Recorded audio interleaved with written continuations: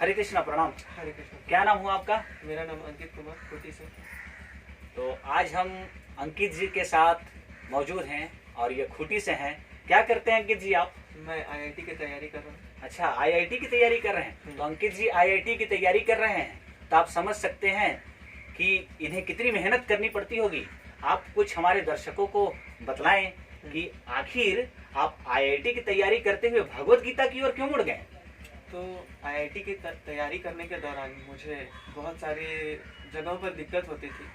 पढ़ाई में बहुत स्ट्रगल करना पड़ता था, रात रात भर जागना पड़ता था, और इस वजह से मुझे ऐसा एहसास हो रहा था कि मैं अपना भविष्य तो निर्माण कर रहा हूँ मगर अपना चरित्र का निर्माण नहीं कर पा रहा हूँ।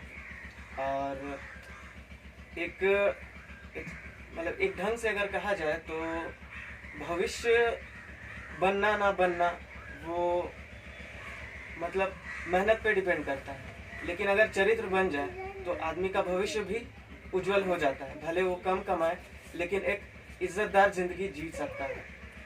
तो इस जगह मैं आपसे एक प्रश्न करना चाहूँगा कि जिस चरित्र की आप बात कर रहे हैं, क्या उस चरित्र को आप आंतरिक रूप से आत्मा के स्तर पे देख रहे हैं या शारीरिक स्तर पे देख रहे हैं?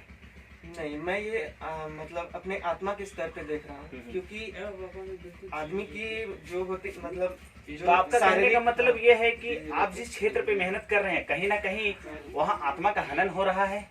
हाँ, वो हो रहा है, दमन हो रहा है। हाँ, हो रहा है। और वहाँ सिर्फ शारीरिक स्तर पे जीने की कला सिखाई जा रही है, जिससे विलाप पे जीने की, उसी पे सिर्फ भोग विलास के जीवन जीने की।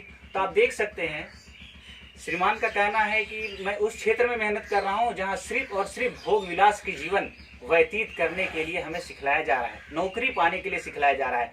मगर क्या परम खुशी आपको वहाँ मिलती है? नहीं, वहाँ परम खुशी भी नहीं मिलती है। तो ये हमारे सामने बतलाया जा रहा है। तो हमें इन सब चीज़ों को गहराई से समझना पड़ेगा।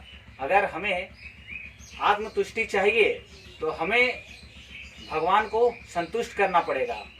अगर कृष्ण तुष्ट हो जाते हैं तो पूरा जगत तुष्ट हो जाएगा। तो आप इस विषय पे और क्या कहना चाहेंगे? तो मैं अपने बारे में कुछ बताना चाहता हूँ कि मतलब हर चीज़ों को देखने का मेरा शुरुआत से ही यही नज़रिया रहा कि मैं उसे वैज्ञानिक दृष्टिकोण से देखूं।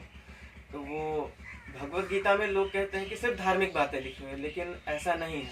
आज मतलब बड़े बड़े यूनिवर्सिटीज़ में, जैसे फॉरेन की यूनिवर्सिटीज़ में भगवत गीता का पाठ कराया जा रहा है। वहाँ पे सबको सिखाया जा रहा है कि जीवन कैसे जिया जाता है। असली जीवन वो नहीं होता है कि सिर्फ पैसे कमाए जाए और अपनी जो ज़रूरतों को पूरा किया जाए। असली जीवन होता है कि मन की शांति हो, भगवान से जुड़ने का हमें अवसर मिले। तो इसके नज़रिए से मैं देखता हूँ कि भगवत गीता एक सही माध्यम है मुझे भगवान से जोड़ने का, साथ ही साथ मेरे चरित्र का निर्माण करने का, और अभी आपने पूरे जीवन आपने एक बहुत ही अहम बातें हमें बतलाई कि हमें मन की शांति चाहिए, इसीलिए हमें भगवत गीता की ओर जाना चाहिए। तो क्या आईआईटी के छात्रों में मन की शांति नहीं है? क्या करते हैं वो उस लाइन पे जाके, क्या क्या करते हैं वो थोड़ा हमें बतलाएं। शुरुआत में तो सभी फोकस्ड रहते हैं कि मुझे वहाँ जाने को अगर मिल जाए तो मेरा जीवन बहुत सही हो जाएगा, लेकिन वहाँ जाके पता चलता है कि बहुत स्ट्रगल करना पड़ रहा है सबको। इस वजह से वो गलत रास्तों में भी निकल जाते हैं, जैसे नशा। तो नशा मेरे ख्याल से अगर उच्च स्तर में देखा जाए तो वो एक हमें असलियत की दुनिया से अलग थलग कर देता है। हम जीवन दूसरे दुनिया में ही जीने लग जाते हैं। लेकिन अगर इस धरती पर रहकर हमें इसे जानना है तो हमें अपने महान पुरुषों, ऋषियों, मुनियों में जो लिखा है उसको समझना पड़ेगा, उसको पढ़ना पड़ेगा, तभी हम उस बारे में जान सकते हैं। तो आपने देखा, इन्होंने कहा कि पढ़ाई के क्षेत्र में लोग जा कर के नशापान, ड्रग्स और बहुत तरह के ऐसे कृत्य करते हैं जो समाज के लिए गलत हों। और इन्होंने शांति की बात कही, शांति पाना चाहते हैं। तो क्या लगता है कि शांति प्राप्ति हेतु हमारे श्रद्धा को डाइवर्ट कर दिया जाता हो? जैसे कि हमारी इच्छा है शांति पाने की, मगर वो श्रद्धा जो हमारे भगवान पे लगनी चाहिए वो श्रद्धा भगवान में ना लगा करके, हो सकता है हम शांति प्राप्ति है तो किसी स्त्री के ऊपर श्रद्धा लगा देते हैं और भोग विलास करना चाहते हैं और हमें लगता है कि वहां से हमें शांति मिलेगी।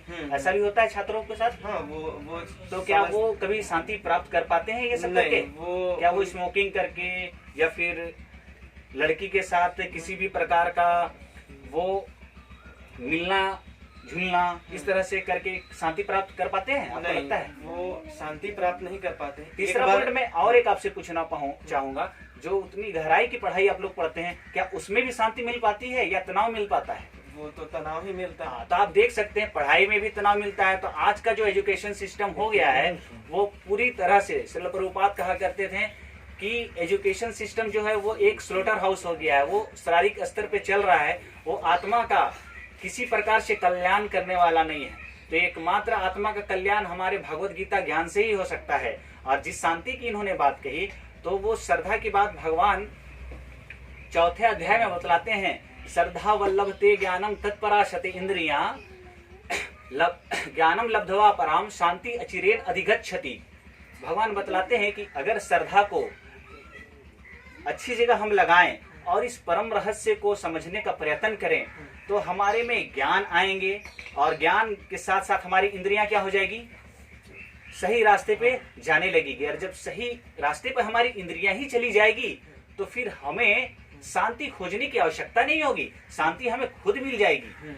मगर लोग अपने इंद्रियों, अपने आंख नाक कान मुंह को कहाँ लगा रहे हैं? गलत जगह लगा रहे हैं, है कि नहीं? ये हमारी इंद्रियां हैं और हमने कभी ये ज्ञान लिया नहीं है, वो गलत जगह में लग रही है इंद्रियां, इसीलिए क्या हो रही है, हम गलत रास्ते पे चले जा रहे हैं। तो ये आज एक कोरोना महामारी भी इसी का एक वजह है, जो इंद्रियों को गलत जगह लगा करके, जो जीव तुष्टि के लिए मांस भक्षण कर करके इस स्तर पे गिर करके हमने किया, जिसके चलते ये वायरस आया। तो क्या आप ये बात को मानते हैं? आज से 5000 वर्ष पूर्व भगवान भगवद गीता में ये बात कहती है, तो क्या आप ये बात को मान रहे हैं? हाँ, अवश्य मान रहे हैं। तो हमें संयमता बरतनी चाहिए। हाँ, तो आप देख सकते हैं शांति की प्राप्ति कैसी होती है। यूं ही शांति खोजेंगे तो क्या कभी मिल पाएगी शांति? नहीं मिल पाएगी ना। भगवान ने बतलाया कि श्रद्धा को कहाँ लगाओ? परम रहस्य में लगाओ, है कि नहीं? इस तरह से क्या होगा, आपको क्या मिलेगा? श्रद्धा लगाओ, ज्ञान मिलेगा। और ज्ञान के साथ साथ क्या होगा, आपकी इंद्रियां भी कंट्रोल में आ जाएगी। और जब इंद्रियां कंट्रोल में होगी तो खुद ब खुद क्या होगी, आपको शांति की प्राप्ति हो जाएगी। तो क्या आपको लगता है कि कोई भी स्टूडेंट हो या रोजमर्रा की जीवन जीने वाला व्यक्ति हो कि उसकी इंद्रियां कंट्रोल में है? नहीं है ना। दौरान पे तो कभी नहीं। सारी इंद्रियां भटक रही है इधर उधर। तो इंद्रियों की संयमता हमें भगवत गीता से ही सीखनी चाहिए, भगवान कृष्ण से ही सीखनी चाहिए। तो इस तरह से हम लोग भगवान कृष्ण की ओर आगे मुड़ सकते हैं और अपने सनातन धर्म को हूबहू समझ सकते हैं। तो आपका हरे कृष्ण प्रचार केंद्र खूंटी से संपर्क कर भगवत गीता लेने के लिए मैं आपका बहुत बहुत धन्यवाद देता हूँ। आपका संदेश अवश्य ही छात्रों तक जाएगा। हरे कृष्ण, प्रणाम।